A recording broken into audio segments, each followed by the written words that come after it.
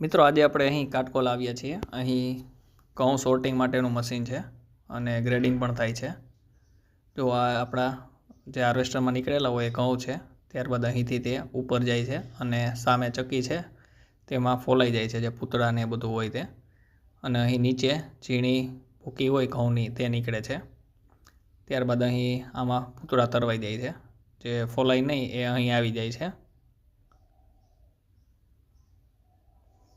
અને રજ પણ ઉડી જાય છે. ત્યારબાદ અહીં ધૂળ અને ઝીણી જે માટી હોય તે આમાં આવી જાય છે, દૂર થઈ જાય છે અને અહીં થોડા સારા ઘઉં આવી જાય છે. ત્યારબાદ અહીંથી ઉપર જાય છે અને અહીં ચાયણા જેવું હોય છે, તેમાં વાઇબ્રેશન અને બે અલગ અલગ ડિપાર્ટમેન્ટમાં થાય છે. એક બાજુ એકદમ સારા ક્લીન ઘઉં અને આમાં આવે છે તે પાછા સોર્ટિંગ માટે નાખ.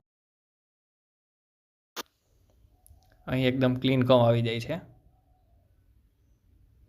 ત્યારબાદ ક્લીન ઘઉંને અહીં વજન કાંટા ઉપર વજન કરી એનું સિલાઈ કામ કરવામાં આવે છે. વજન થઈ ગયા બાદ અહીં મશીનથી એની સિલાઈ કરી અને પેકિંગ કરવામાં આવે છે.